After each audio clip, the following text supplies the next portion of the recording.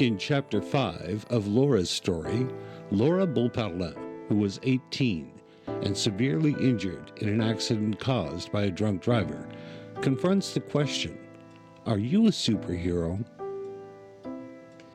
You know, as I imagine people listening to you, some of them are going to say, look, this is a superhero. Like, this woman is a superhero. She's 1 in 10 billion. How, how could my personal journey through trauma and recovery and getting back into life and mental healing, how can I can't reach this person. This Laura person is a superhero. Do you see yourself as a superhero? Gosh, as you said that, I felt physically uncomfortable. So clearly I don't, because of that, like, literally physical reaction that I had. So does it speak to the fact that, yes, and you mentioned it earlier, there's a will. I mean, you have to have the will to push through it and to take what happens to you and turn it into something.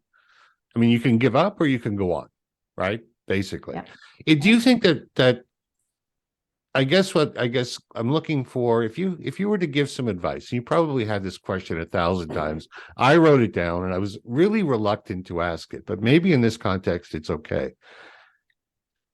As a person who doesn't see themselves as a superhero and who went through what you have gone through and in many ways still are, what advice do you think is the most important thing that you could convey to someone who is at the beginning of their own journey? I think it's finding the right people to surround yourself with. Like, I think that community is so key. Having people that can just help you out and be there for you. Something else that was really important for me was finding somebody to talk to who actually understood what I was going through. And that's something I would love to be for other people, and really show them that I've been exactly where you are and I couldn't see the future, right? It's so hard when you're in something to see your way out. You're just living that moment, and it is the worst possible moment of your life. And I 100% know what that is like. Not even having the energy to stand up to brush my teeth, having to sit on the counter and then take a nap after brushing my teeth. Like, maybe I look and sound like a superhero now, but that has not always been the case. And there were days I wanted to give up, and you will want to give up, but giving up one day doesn't mean giving up forever. And so I think it's acknowledging that, community is important, your mental health, aside from your physical body, right? Any doctor can mend your bones and piece you back together. But I truly believe that how well you recover has everything to do with your mental health. And because I had doctors who cared about my mental health, and I took care of my mental health, and I had people to keep me, keep up my energy, that helped. So it's really about surrounding yourself. It's just like anything. They say you are the 5 people you spend the most time with, right? And that's just kind of a blanket statement in life. So if you think about your care, surround yourself with people who, if I'm that person, you're like, I want to be like Laura, then we need to find people like me to match up with people who are newer in their journey.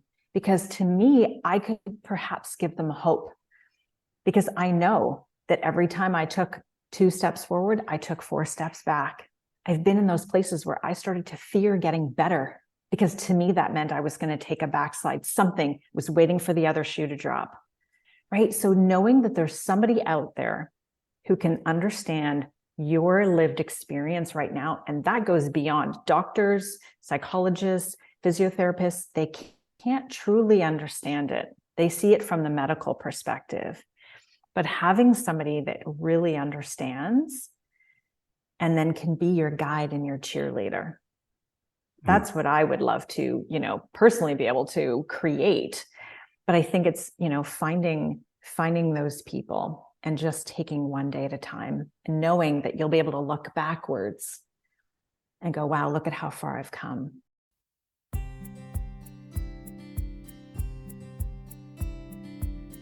Ortholink connects the work of the Canadian Orthopedic Foundation to those we serve. To learn more about how your support is impacting lives, go to movepainfree.org. That's movepainfree.org.